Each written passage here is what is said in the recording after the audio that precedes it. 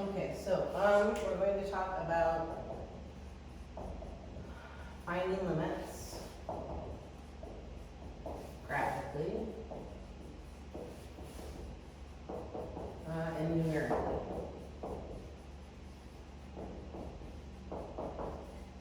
Saying that we're finding them numerically is really a fancy way of saying we're looking at a table.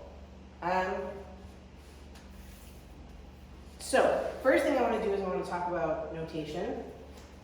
You've got the limit as x approaches c of f of x equals L. And that's what you say. You say the limit and x, the arrow is approaches c f of x equals L. So this is an x value, and will always be an x value, and then L is the corresponding y value.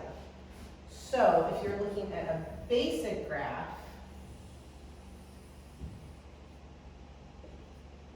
what happens for limits is on the graph function, whatever, you have some c value, which is an x value that you're trying to approach.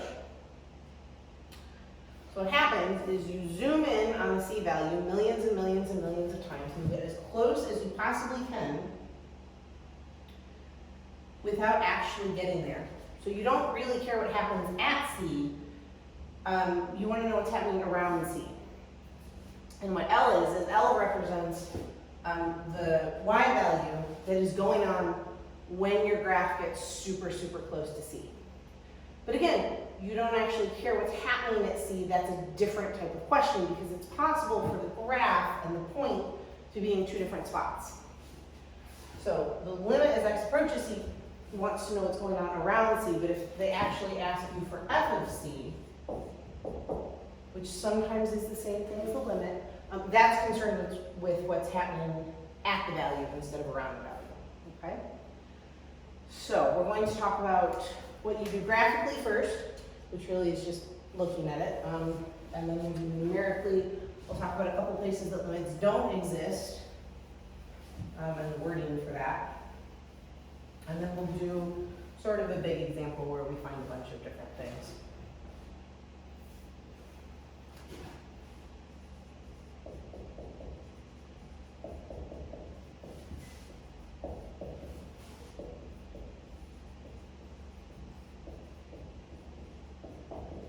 Okay, so let's say we have a function .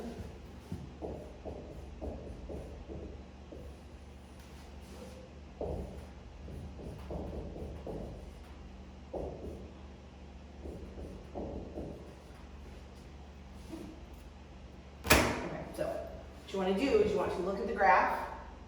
So let me graph this.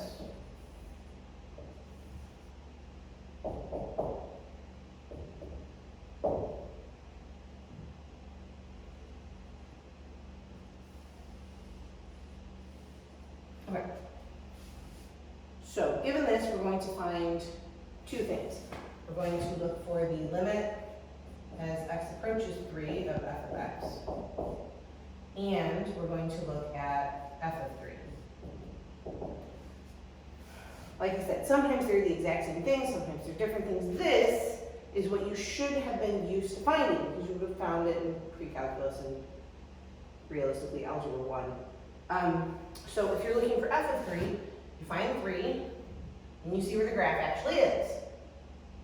That's where it is. The limit as x approaches 3 has nothing to do with where the graph actually is. It has to do with what's happening super, super close to x being 3. So x is 3 here, and as you look at what's going on super close to that spot, here, assuming that you've zoomed in billions of times, is where the graph is, even though it never actually gets there. You don't care what happens at 3, you want around 3. So around 3, you're up to 2. So then that would be your limit. Notice, the way that you need to structure these is you have the limit as x approaches 3 of f of x equals 2. You would never, ever write this. This makes no sense, okay? You need some sort of function here that you're acting upon, okay? The limit on its own equals nothing.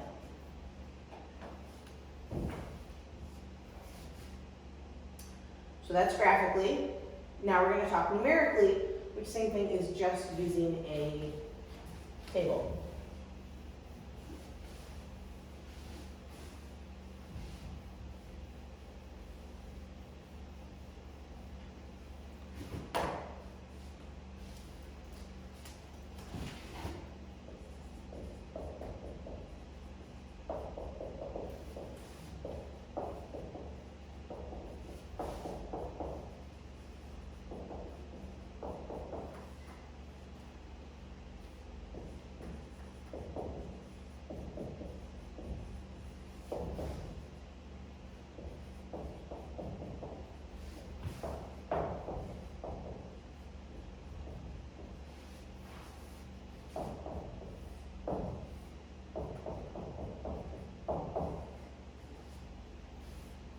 Okay, so they want you to use the table to estimate the limit as x approaches 0, x over square root of x plus 4 minus 2. So they will give you the table. You don't have to come up with what the x values are. Okay, they're handed to you.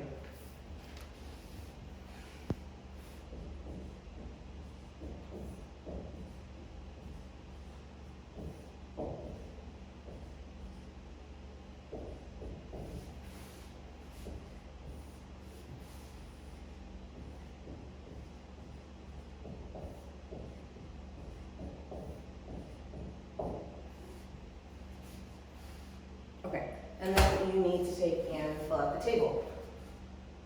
So, the easiest way that I found to do that is instead of manually plugging them all into your calculator, which feels time consuming, your best bet is to graph this function and then just use the value feature and type it all in that way, okay? So, doing that,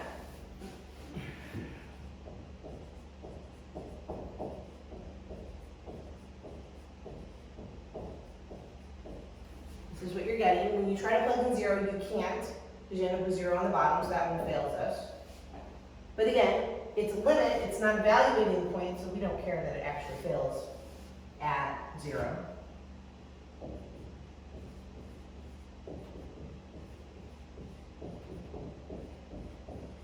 Okay. So then that's what your table looks like, which you would fill out.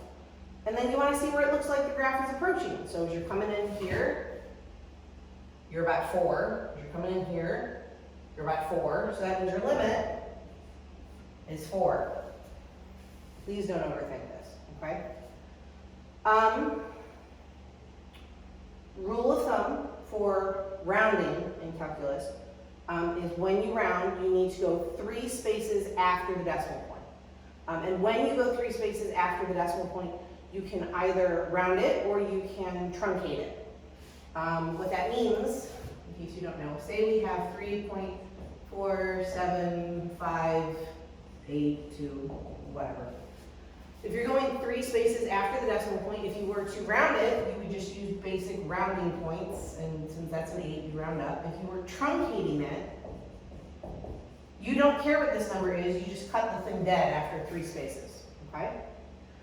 I don't care which one you do. However, if you only go 2 spaces after the decimal point, because you figure good enough, that'll mark wrong every single time, okay? 3 spaces if you have to round. Ideally, you're never rounding. You give exact answers for things. But like for these, because we're just looking at what the table is doing, it doesn't benefit us to try and figure out the exact version of this, okay? So the rounded version is just fine.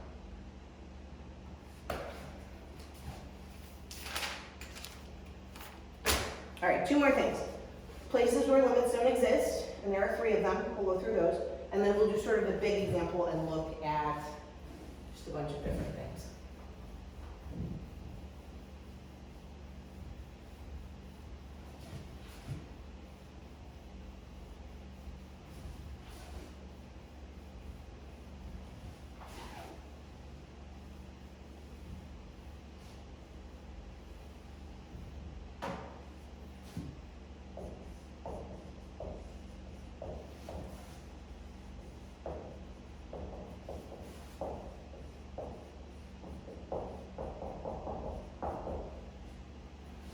All right, so the first place that limits don't exist is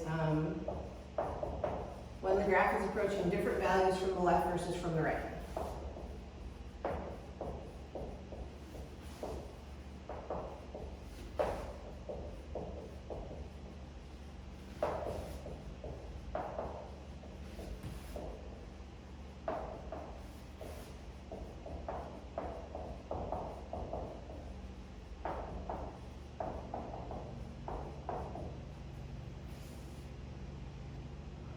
You run into that with piecewise functions. So what that means is if you have a c value and you're looking for the limit as x approaches c of f of x, let's say your function is in two pieces where one of them is up there and the other one is down there. But if they're not actually at the same point at c, that's an example of where the limit would not exist. Okay? When you are asked to justify why the limit doesn't exist, these are the exact words that you have to use. You can't use some random version of this that you think kind of gets the idea across. Okay? These words. Don't say different numbers, different directions. All those words need to take place when you're telling me why the limit doesn't exist. Okay? So same thing. This way, you're up here. That place, you're down there. You have to be in the same place for the actual limit to happen. Eventually, soon, we talk about something called one-sided limits, and that's where you can only worry about half of it. But for actual limits, which are these, they have to be at the same place. Okay? So, second place that limits don't exist is when the function is unbounded.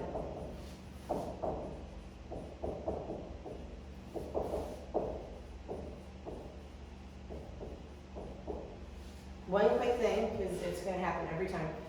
It's unbounded. I know it looks like unbanded. I have bad handwriting. I'm deeply sorry, but it's unbounded. Okay? For the function to be unbounded, what that means is that you have an asymptote.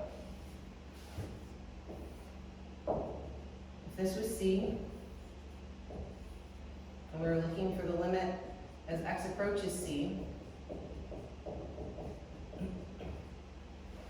this is an example of where the function would be unbounded, because you have an asymptote there. I understand if you're trying to look at it in a broader sense, it looks like you're technically approaching two different directions, or you're approaching two different values when you're coming in from the left versus from the right. But because the values are both infinity, you don't use this reason, you use the fact that it's unbounded because it's occurring at an asymptote. Okay? And you can't just write the word asymptote, which people have tried. It's not good enough justification. You have to specify that it's because the function is unbounded. You can add an at an asymptote, but you need to get the unbounded aspect in there. Okay? So, third place where limits don't exist is when the function is oscillating between two values at c.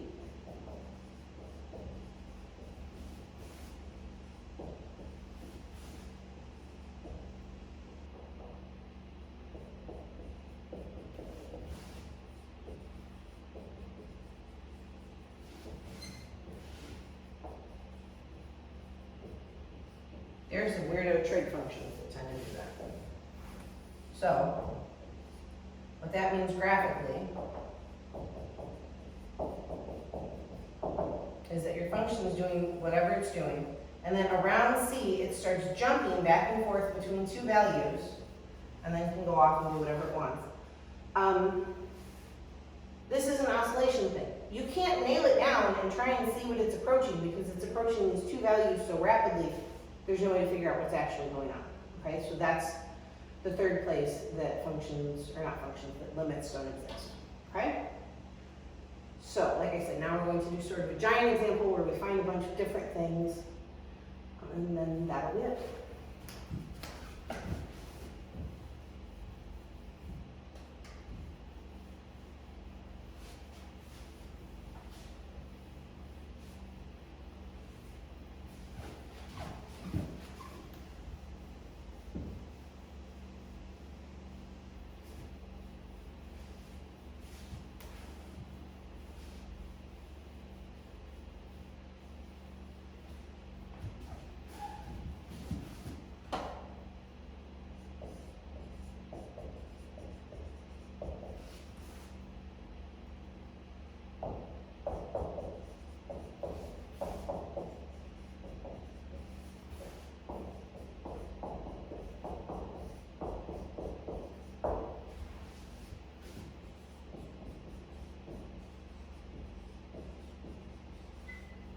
So we're going to determine the following, and if it doesn't exist, we're going to explain why.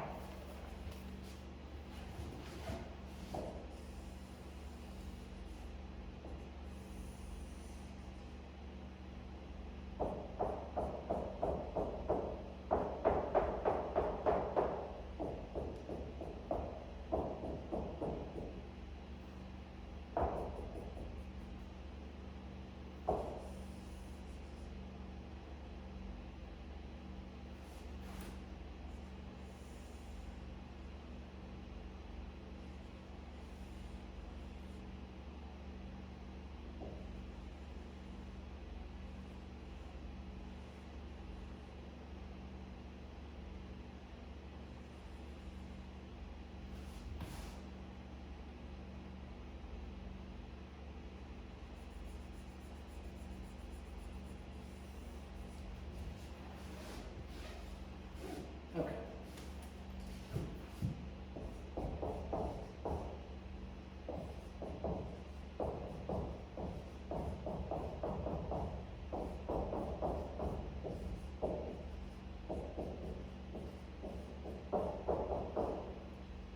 These are lots of different examples. This isn't just one weird thing.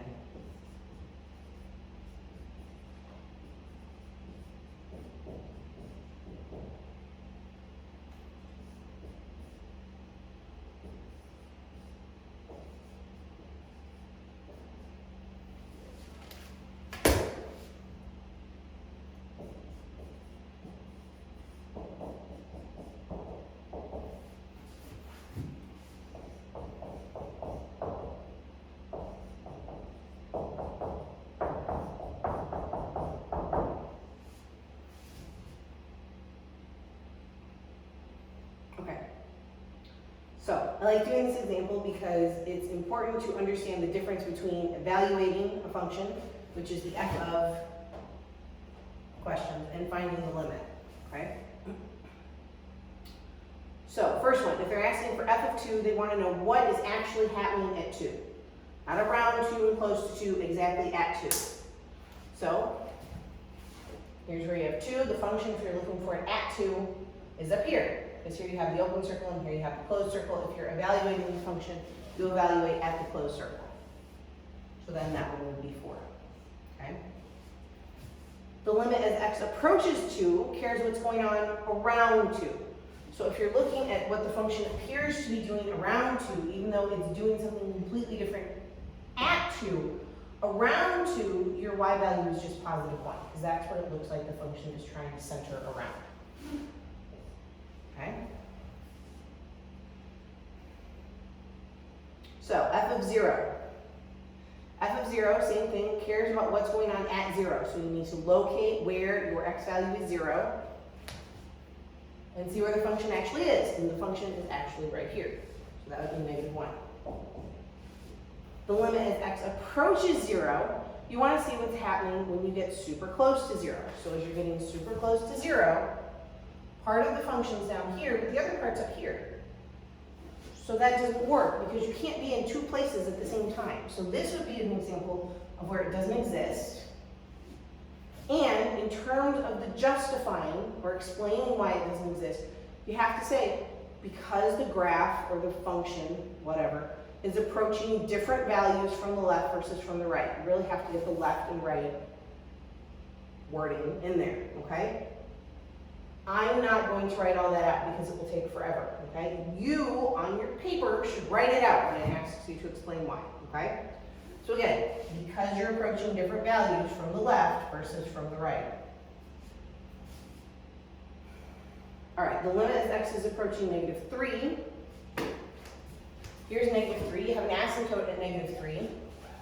Same thing, that doesn't exist. The reason that it doesn't exist is because the function is unbounded, which are the words that you should be writing on your paper, okay? So, 4 more. F of -2, fine. So if you, we'll find this one too, that I left off. We'll find that one last.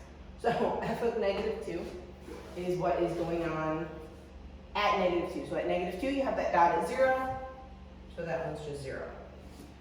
The limit as x is approaching -2, as you're looking at what the graph is doing around -2,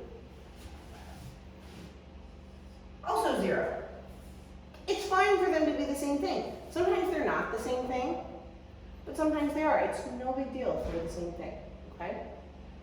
So, 3 more, one of which I forgot to write down.